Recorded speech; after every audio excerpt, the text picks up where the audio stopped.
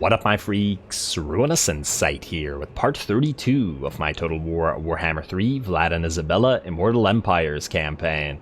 So as we saw last time, this area in the north where Kislev once was remains very, very busy as Vlad attacked the Tower of Kraken, destroyed the Azazel faction. I don't remember what the name of the faction is, and then Rod had a nice little fight against Katerin, showing the might of the ghouls, the mighty Morphin Devour Rangers.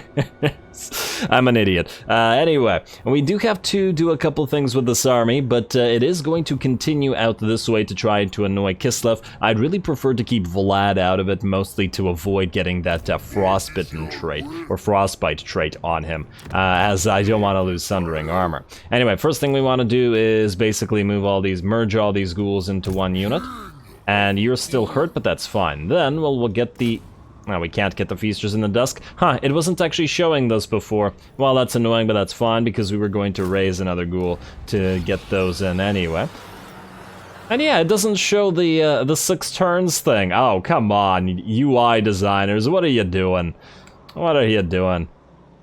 Oh, wait, actually it does show 0 out of 1. Ah, yes, that's what I should have paid attention to. Okay, never mind, UI designers, never mind. I still wish you could see the 6 turns, though, to know exactly when that would become available. But it doesn't change too much, other than the fact that this one ghoul unit, I guess, is a little bit beat up. Oh well, we'll still move him out to take Prague, I would imagine. Yeah. Oh, actually, it depends on if Caracas takes it. I do expect he will, though we could wait and ambush and then attack him immediately after. But anyway, before we get to that, there's plenty of stuff to do. First of all, well, I guess we can upgrade you, Lich Yard, although you're quite expensive. It is needed, because otherwise we're not going to get growth here. More importantly, Erengrad, you need a harbor upgrade. Ooh, that's expensive, but even more importantly, you need that wall upgrade immediately. Especially as Festus is around and there's potential for other little armies to attack you. Though you're looking pretty okay right now. And oh, you have a little outpost from our Druzhina Enclave allies. We just gotta be careful about them getting hit by something, since they do have only one territory right now. And Vlad, in the meantime, you actually kill Mr. Werner Bloodbrand here. And he's gonna run. And I guess you move, I mean, while you are healing in this territory. And I guess this will take you to attrition territory. I don't think we have much of a choice in the matter. Alright, destroy that. There we go, and heal up by 1%. Honestly, none of this really matters. Take the tiny amount of cash. Alrighty, there we go. Now, the question for Vlad is, where is he going to go next? Now, he could move down here to take Castle Alexandrinov, or we could go straight to help it and destroy the, destroy these guys. I suppose we'll have to go back around this way anyway, as Vlad isn't likely to go up here. So maybe that's a decent way to do it. The question is... Wait, we're in what territory right now? Ah, we're in Druzhina Enclave territory. I was thinking we could march down south to somewhere where we wouldn't suffer attrition. In fact, we wouldn't suffer any here. And... I doubt we could reach help it in 2 turns, but anyway, let's move out. As far as we can go... Oh, wait, actually, Fort Stroghoff is, it's a rat location, isn't it? It's got a bunch of corruption. Okay, well, we got something to take while on the way. That works. And everything's come back up, right? So we can continue raising stuff if we wanted to. For example, getting another Blood Knight. Haven't been seeing too much use for the regular bats lately. Not nearly as much as the dire doggos, so I'm fairly inclined to replace the bats. I mean, we can only raise 1 Blood Knight right now, although that might actually change. Wait. Let us... Or wait, maybe we change the ghoul... instead. Let me just see here. First of all, Assassin, you kill this guy, Ronan.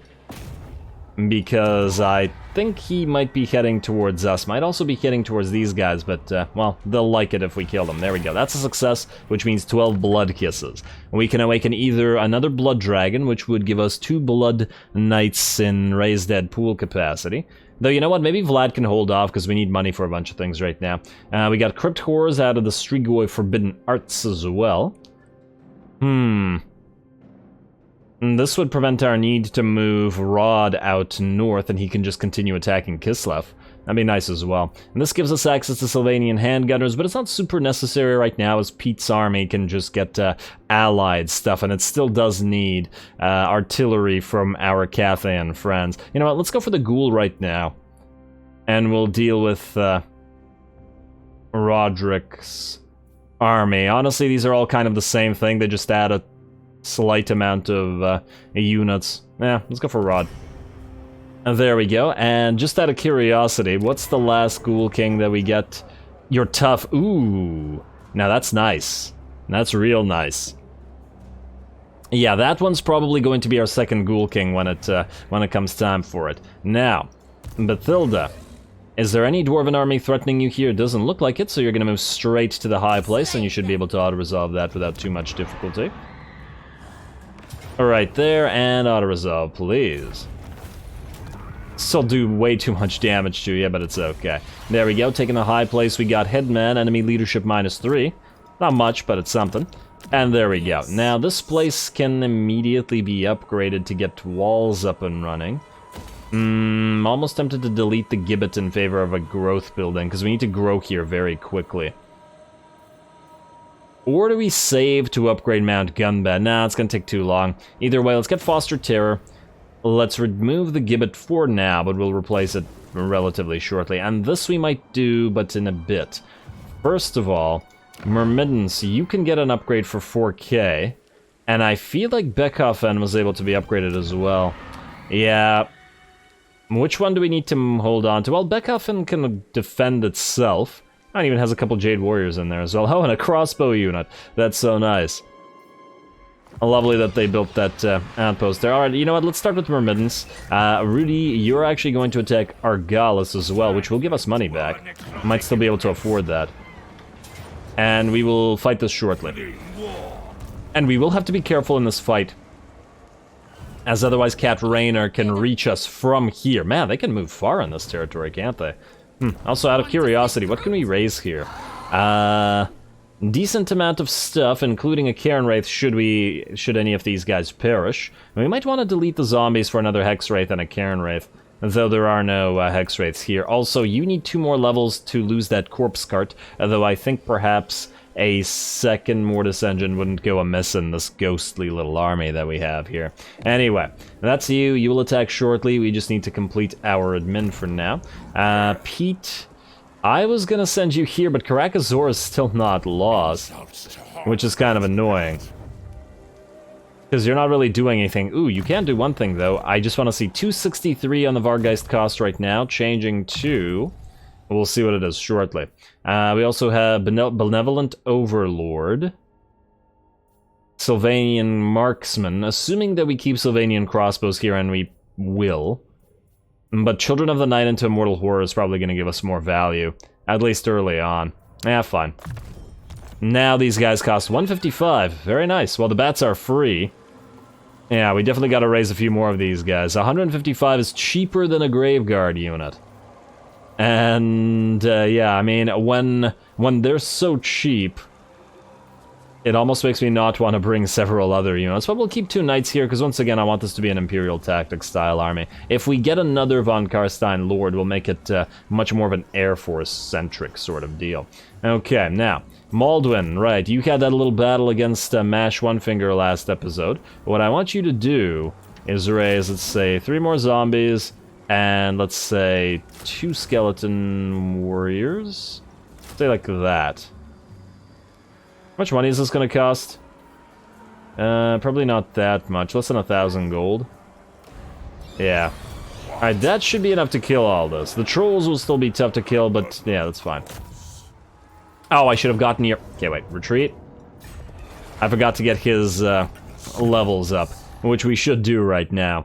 I don't know what your army is gonna be like, but it most likely will have brooding horrors. And that said, that doesn't mean we wouldn't be using the Unliving Host. So that's probably the way to go anyway. Suppose it's just a massive army of Air Force plus Graveguard or something along those lines. Yeah, let's do that. Alright, for our Unliving Host here, and just to make this a little bit easier, and then Pyrrhic Victory, yeah, that's fine. We're gonna delete all these units right now anyway. Huh, interesting that after that upgrade it went from Valiant Defeat to Pyrrhic Victory. And we can get the money, because we need the money back after wasting it raising those units. Alrighty, Maldwin, what level are you at now? 11. Pretty good for you, buddy, but for now, you're going to go away, because you're costing us too much cash. Alrighty, we need that cash for upgrades of many a thing. Okie dokie, now, Vlad's good. Waller remains good. Actually, if we can take Miragliano and all these territories, Waller will no longer be required at all. He's technically only costing us 456, but it's actually more than it seems, because obviously he has the, we still have the supply lines debuff. Or diffusion of magic. But anyway, Peter, you stay where you are, at least for now. We should move Thurisha, which does remind me. Devious, Determined, Dread Incarnate. Yeah, no, these are all terrible. We need more vampire capacity, but it will soon be time to build vampire crypts. Within the next 10 to 15 turns, I'm willing to bet. We are expanding once again now, both in the north and the south, so that will mean more gibbets to be built everywhere as soon as we build. Just gotta make sure not to overexpand. Anyway, time to hit Argales. This should be a cinematic battle, and I don't believe there's anything that needs to be changed, so let's get to it.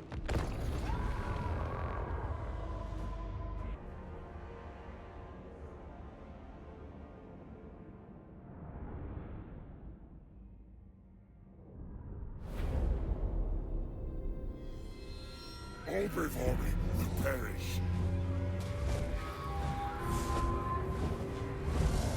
Alrighty, here we go. Rudy is back for more and ready to destroy even more of the Vampire Coast. Now, I hate this map, as in, this map is awful to defend. Certainly, you do still have some nice choke points just around the key building here, but if the enemy has any range, this is really quite problematic. And on top of that, there's just so damn many entrances all over the place, which we are obviously going to take advantage of. Over on this side, we have our 3 Hex Wraiths deployed, and they're going to move down and attack any isolated units. And then our hidden or stalking little units of Mourngulls are also moving in various other entrances to annoy the enemy, while our main army moves straight down the middle. We're going to start off by having Rudy fly around and drop zombies on top of enemy bloated corpses. Really critical to get rid of those guys before they can do anything, like so. There's one, and I suppose we could have just landed Rudy to have the bloated corpse explode on Rudy instead, and it wouldn't have done any damage to him. But that said, it was a little bit dangerous with ogres nearby, and big units can make other big units like the zombie dragons stuck, so I decided not to risk it. Otherwise, there's 2 more of those units to kill, so we're gonna try it. We're also going to get a nice zombie dragon breath on top of the enemy deck gunners, their most elite unit in the field, I believe, and we're gonna drop down on them shortly as well. Really got to get these guys gone. I want them bringing down our Mortis engine or something like that, which they absolutely could do if we give them free reign to. Alrighty, there's the other bloated corpse popping, and then there was one, but the main army is now ready to move in. Rudy's flying around, searching for that other bloated corpse, which is all the way back here. I'm gonna drop a set of zombies upon it, and then we'll be good to move all of our units in without worrying about this thing exploding us. In fact, I'd be curious to see if it does any damage to ogres. I doubt it, but we'll see. Actually it did about 10%, didn't kill any models, but it's something. It's better than nothing, that's for sure. Anyway, the rest of our main forces in, and we are also moving our flanking forces now as well. Some Cairn Wraiths and some Mourngulls are ready to attack some zombie-powered gunnery mobs. And then over on the sides here, we have our Hex Wraiths who have finally caught some enemies. A Sartosa company militia got trapped between 2 units of Hex Wraiths, and then these Hex Wraiths will be going after additional units back there. Alrighty, looks good to me. Let's see those Mourngulls and Cairn Wraiths work together. There we go. Still missing those Mourngull Haunters. really need to be added to this faction as well. Although then I guess that that would mean less unique units for the Vampire Coast, but maybe add something different to the Vampire Coast instead. Something a little bit more water-themed, perhaps. Alrighty, well, these units are getting absolutely ripped apart by the Mourngulls and the Karen Wraiths together, and the latter are not very hurt. Plus, we got another unit of Mourngulls coming in to destroy these units while we also capture things with another unit of Mourngulls. Rudy has dropped down now to kill that enemy unit of gunners, which he has succeeded at, though he is going to get trapped shortly. And the rest of our main army is now moving in to fight both of the piles of zombies here as well, to try to move forward to attacking those man-eaters. Our Necromancer, of course, leading the charge, well, sort of, at least leading the zombies here, if nothing else, and the Karen Wraiths working together with them. And there we go, time to start working on those man-eaters.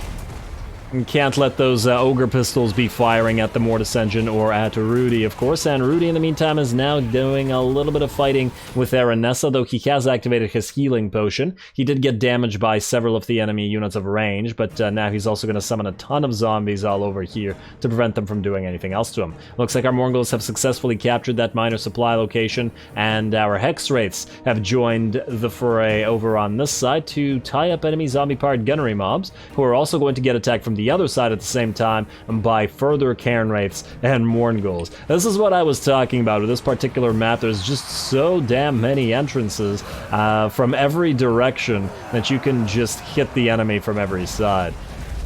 Certainly works for us in this situation.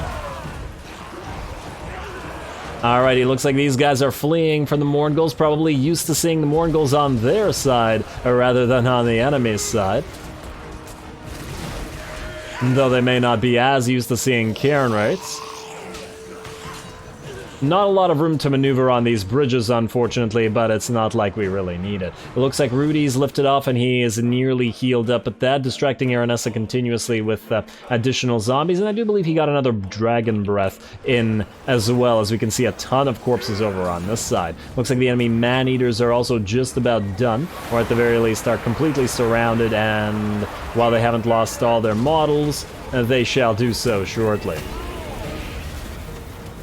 There we go, and then Rudy's gonna move in to help out over on this side, though I do believe that the battle is actually quickly starting to draw to a close. Over on this side, I think the zombie pirates will rout or, crumble shortly. Any other additional range units have been tied up, and I don't think any enemy range units are firing anywhere across the map, and I think everybody, in fact, is tied up everywhere. So we just have to wait it out now while all their range units get ripped apart by our melee, and they can't leverage all their ranged units, which is, I suppose, an unfortunate aspect of being the Vampire Coast when defending minor settlements, or at least when the AI is defending minor settlements. Really hard to make use of all of your range. Where are you going, man-eaters? Right into the zombie dragon? Bad idea.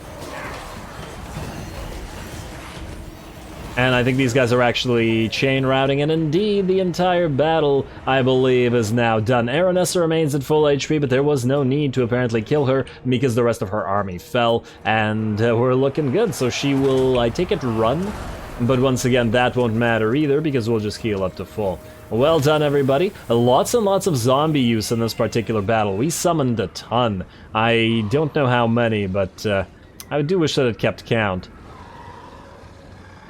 We still have like 5 on the field, and then 5 just melted after, I think they ran out of time, so yeah, it was quite a bit. Anyway, we're just going to heal up a little bit, just in case we get attacked by that second army that was nearby. I do think it's unlikely, because just judging by it, these are our most hurt units, and the Hex Wraiths lost 5 models, so yeah.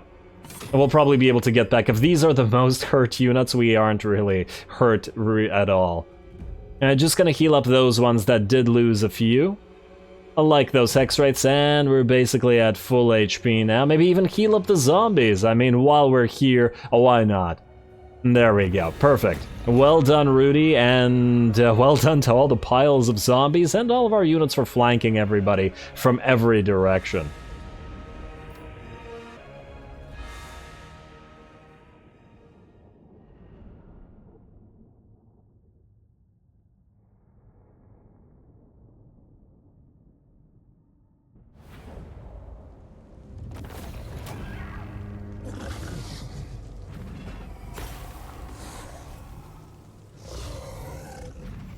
Alright, very, very nice. Looks like this army is particularly effective against minor settlement battles because it can Vanguard deploy and it's got fast movers and stalking units. Quite good. We got very little damage in the battle, and even at the end, the invocations of the Hex weren't really necessary, as most of the damage was on one of the zombie units. Plus, a lot of that win came from mass summoning of zombies, and that is, you know, very appropriate for the Necrarch. Now, we're gonna occupy the place.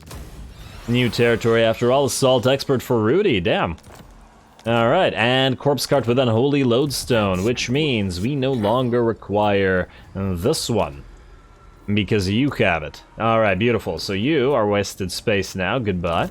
And we are going to raise, well, we do need another Necromancer in here, but for now let's raise another Cairn Wraith. Good. And then we'll replace you two zombies, because we can just raise all the zombies we want, with a Necromancer and a Cairn Wraith. Oh wait, no, a Necromancer and a Mortis Engine, or a Necromancer and a Hex Wraith, perhaps. I'll think about it. I do want at least one more Hex Wraith. I'm not 100% sure whether the Mortis Engine is actually necessary in this situation, but we could then, if we were to have 4 Hex Wraiths, two Mortis Engines, and 2 Necros, we could essentially split the army into 2 discrete units, with 3 Cairn Wraiths, 2 Hex Wraiths, 2 Mournguls, and 1 Mortis Engine per, which could be very useful in battles. Little mini pincer attacks. But anyway, for now, you're good, and we do have enough money from that to upgrade Beckhofen, like we did want to, so let's do that. There we are. Alrighty, looks good to me. Now, Roderick, let's see. Oh wow, we don't have a lot of moves remaining, but I still want you to try to kill Mr. Scheif the Blade here. Although, wow, the chances is super unlikely, eh? I really don't like that damn Doom Engineer. Well, you gotta give it a try anyway. You're only here to assassinate. I was gonna delete you later anyway. So give it a try. And it's a failure, but not a critical failure, which means you got yourself another point into Specialist, and you may try a little harder next turn. Now you, Salvatore, are heading towards the Awakening. Well, let's find some vampirates, shall we? Alright, keep going. Nice. And we do not have a lot of money remaining, so we have to check who has the least steel tech. You have 2 turns, you have 2 turns, well, okay. You can't move anyway, so you're just stuck where you are. And I believe it's just you two. So basically, we pick one of you to steal tech with. Let's go with whoever has the lower level, as he's less likely to succeed. So let's go with you. There we go. Alrighty, so you are now good for 5 turns. We'll just have to steal with the other one. If we had any more money, we could do another steal, but I'm not sure that we do. And oh, I forgot, Egrim's coming down. We should probably start upgrading the skeletal walls here, although if he attacks, then they won't really make much of a difference. I'd get Peter up here, but, well, he'll have stuff to do shortly. I'm actually surprised that we haven't got the Bloody Hands fighting us as yet. And, oh, wow. The followers of Nagash are all the way up here? Interesting. They're taking Badlands territories. Well, that's great. They can have them. We have a lot to do up here. And if we have to fight them someday, we will potentially fight them, and yeah. I would be very happy with that, as long as they don't try to take Sartosa from us. Now, they're friendly, so it's unlikely that they do.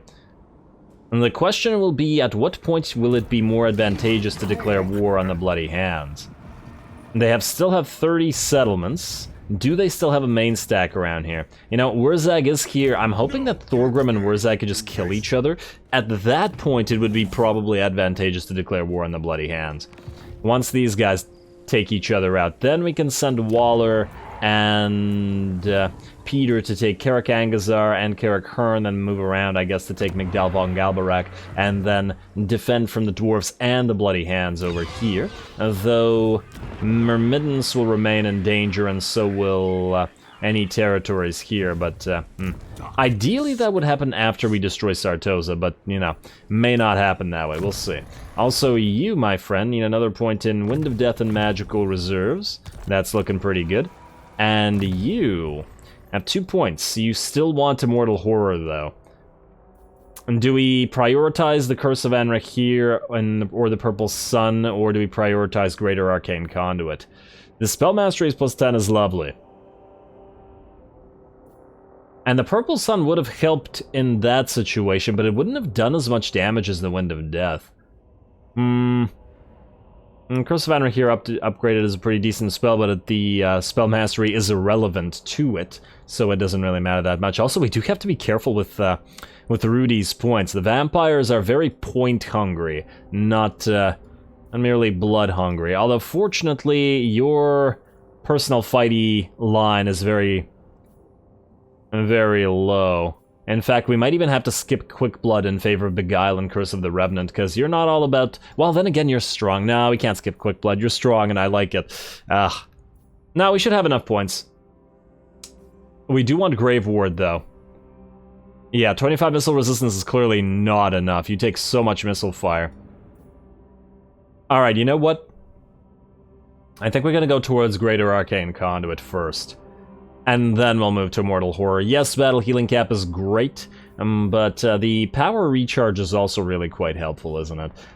Well, let's double up in Purple Son of Zoraeus. It's unlikely that we'll need it, but in some situations, like against Skaven, which there is a very high chance of us fighting soon here as, well, Iket's gonna come back, there will be uses for it. Okay, and I believe that's it for this turn, is it not? Double checking, and no, we're looking good. So, skip the rest of this. Maldwin's out, and Lord Not Moved, end the turn. Let's see what all happens back here.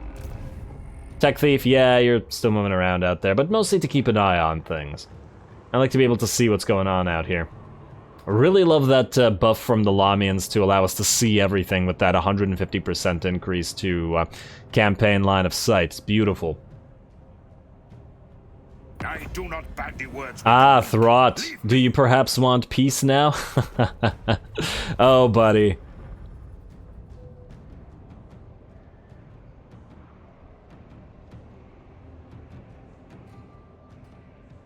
And nothing crazy happening. It looks like the Sarl are gonna give siege to Kislev, which is quite helpful to us.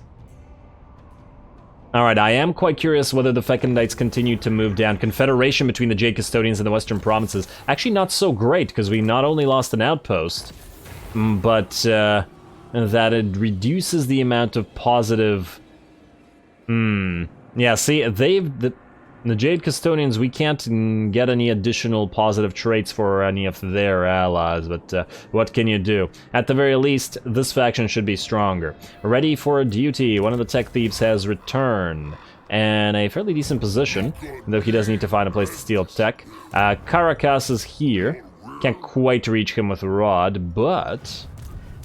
we should be able to shortly. I'm actually surprised he hasn't attacked. He might be trying to move down to Kislev or Zavastra, but now that these all have walls, I'm not really as concerned about it. Rod. Now, here's a question for you.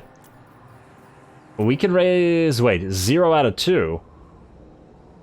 Oh, it's plus 10%. Okay. Didn't get the luck of getting those away, and I just want to double check. Northern provinces and western provinces. Still no fire rain rockets, and still, well, I mean, we still have the crane gunners, but, and northern provinces are just, well, the outpost that they have there is in a pretty trash place, isn't it? They still have a decent amount of territories, but, huh. Ooh, I forgot about war compasses. That's a potential as well. Where is our outpost with them? I don't even remember. I guess it's in Pomay, yeah. Oh, we don't have the military alliance with them. 5, eh? What if we join war against Gold 2? 3.3. They do it for 10k. It's a little bit steep. In fact, while we're here, let's check on Diplo. Talzin, you would probably go for a non-aggression pact if we were to declare war on the Bloody... No, I thought you were fighting the Bloody Hands. I kept looking for a join war here, but it ain't here. Okay. They don't like those trespasses. Also, have you lost that? No, Metabol is still sieging. Damn it, this is keeping Peter here. Well, what can you do? Then I guess we ignore the rest of this for now. Followers of Nagash, you want a trade agreement? And so do the Caravan of Blue Rose as well, isn't that just lovely? And give us money for it, why don't you? Alrighty, they're liking us a little bit more. And they're fighting with Goldtooth at that, so we shall soon declare war on them. Maybe we'll pay for it this turn. I just want to see whether there's anything else to build. Followers of Nagash. Oh, by getting that trade agreement with them up and running, you don't like that as much. But for a mere 591, we'll certainly do that. Okie dokie, back through a quick deal. Ostland doesn't like us as much, but who cares? Talzin and Greybeard's Prospectors we can ignore. Carcassonne and yada yada yada, we can ignore those. Oh wow, Carcassonne is getting ripped apart by something. The rest of this we're ignoring. Military alliance, I really want to get one going with the northern provinces. Maybe if they lose another army, it'll become even better. I wish we could join war against more factions, but they're not fighting anything that we're not fighting except Goldtooth. Anyway, it looks like Cat Raynor has moved away from Rifrafa. Now the issue with that is, well, I guess we take Lucchini. Stay in Argales for now. Let's build a cheap charnel pit here. And, oh man, do we auto-resolve this? See, the problem is, if it does too much damage to our army, you could attack nah, it doesn't matter. It doesn't matter. Not with one army. They can't, even with the damage to us. Either we heal to full, or they attack us and die. It's not gonna change anything. Yeah. And good luck to them, and we barely gained any XP off that. Alrighty, we do have to watch out for Skaven coming down here and retaking stuff, but if they don't move to Rifrafa, and we go to Sartosa. So either way, either they lose Sartosa or they lose Rifrafa. Though it might be beneficial to... Actually, the garrison here is kind of garbage, so it won't matter. Ideally, they'll go to Miragliano. If they go to Rifrafa, we get attacked by Rifrafa. Yeah, okay, that's looking good. Sartosa's nearly done for. You, keep finding that awakening. And I would like to send a vampire army out to the sea. In fact, you know, if we take Waller's army, Waller's little zombie army, and just give it a couple more small buffs, just like a couple ringers, like a single mortis engine and something else, it should be strong enough to take most things. Yeah, maybe we'll do that, and just send it out to sea. Because it's obviously not going to stay at Fort Saw forever. Anyway, let's see what we do with Vlad and stuff. Vlad, you have a little Skaven settlement. That's right there, which is probably why they were looking to run. Rod, I want you to move out right here and go into ambush in the hopes that Caracas tries to attack us. In fact, Tech Thief, you can't reach the Help Pit, so let's start with that. Vlad, you're going to hit Fort Stroghoff. And obviously auto-resolve that.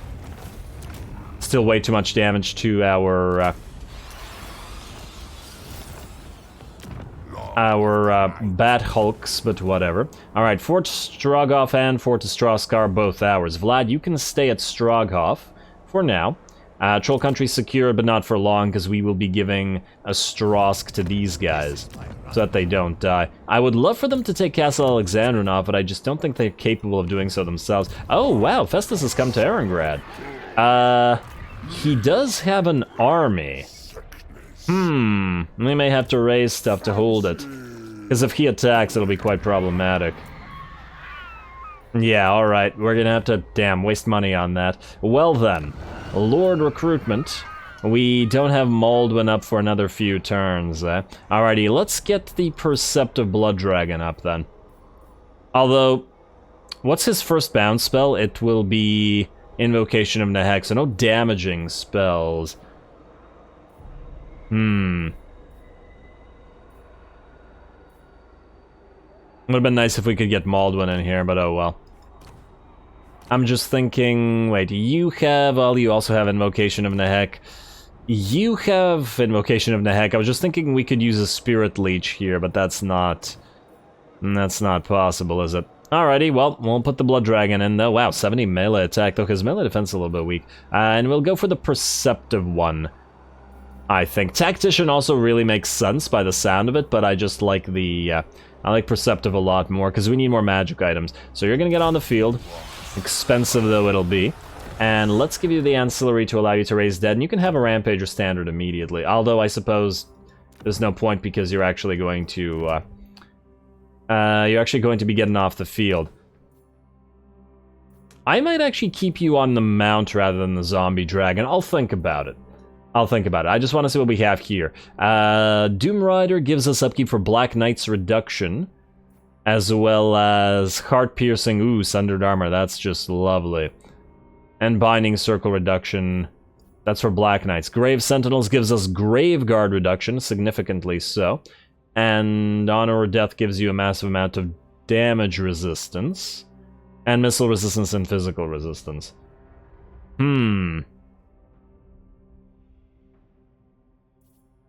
then the minus 40% for Blood Knights, which is what you need. Now, you're probably not going to stay here, I think. But we can't raise any Blood Knights for you immediately. Ironically, we can raise a Crypt Core here. Anyway, let's move everybody else around before we figure out what we want to put there as defenses. I'm a little bit wary of Festus coming down to Zoishank and killing our allies here. Oh, speaking of these guys, let's trade them for the Strask, shall we? Yes, a Strask. Not Stroghoff. They'll get Stroghoff later. And just give us money. Although, honestly, we probably shouldn't be taking money from them, but whatever. Alrighty, and just one thing I wanted to check again. How much do you want for an alliance? 4.9, huh? It changed a little bit by 2 points. I wonder why. Oh, well. Alrighty, so you're good here. Vlad, you're good here. You are just not within striking distance of Hell Pit, unfortunately. At least not for one, not in a single turn, which is a crying shame. Ooh, we can upgrade this Balefire Brazier here. You know what, let's do that. I like the idea of having the Balefire Brazier, and honestly, you don't need to collect income.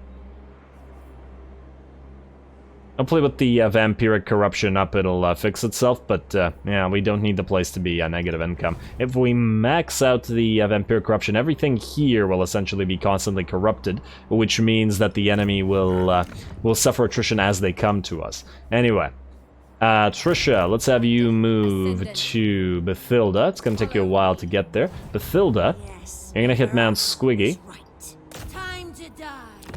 And what do we have here? Oh, right. Get that Charnel Pit for now.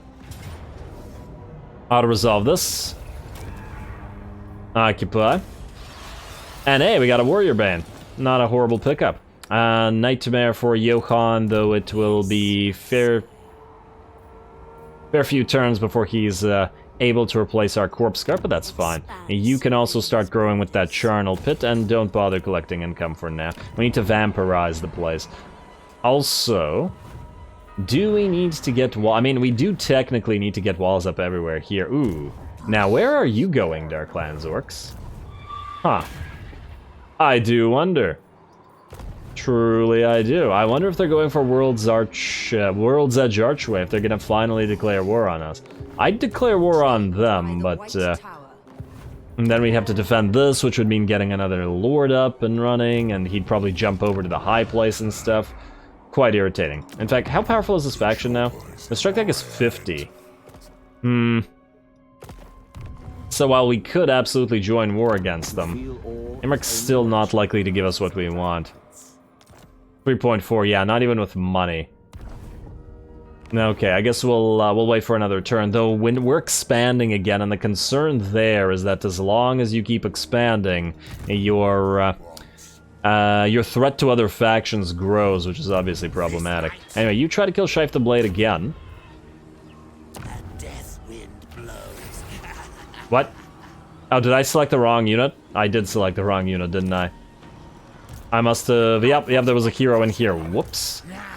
At least it was the same faction, and at least it leveled you up. Do that. And then maybe we can get Shife the Blade after. Hopefully he doesn't immediately move out and go for Fort Saul. I really want to upgrade it, but I'm not risking it while that Doom Engineer is here.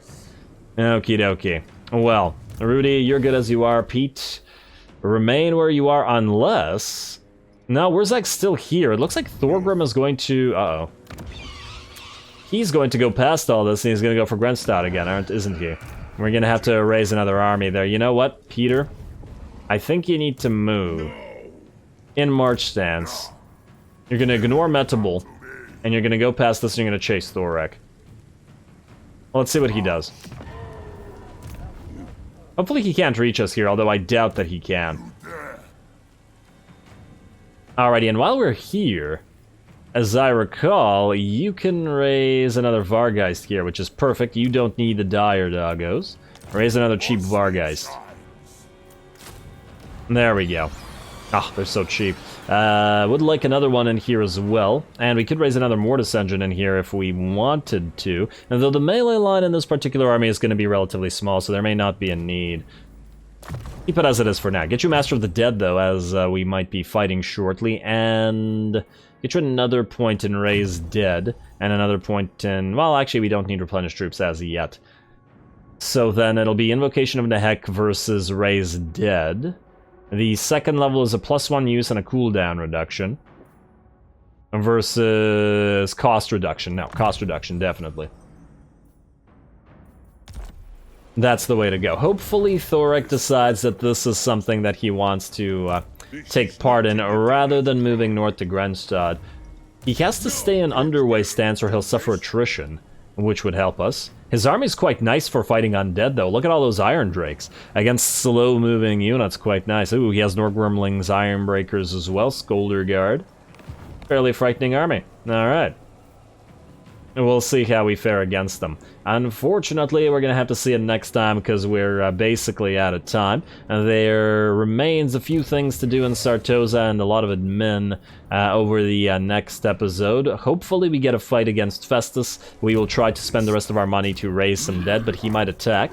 If he does go for us, rather than Castle von Rauken, I'm going to send Vlad down to kill him. And then just leave Roderick here to deal with Kislev and the rats for a little while. Fort Stroghoff may fall again to the rats, but if it does, well, then it does. It's not a big deal, and we'll be trading into our allies shortly. And then, of course, Bathilda will continue fighting the dwarfs, moving all the way to Karazakarak, hopefully.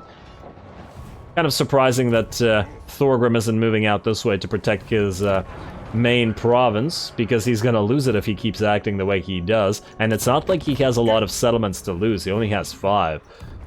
Would be great for Bathilda to be able to join all the way to Karazakarak, so we have a line through the Forest of Gloom, like so.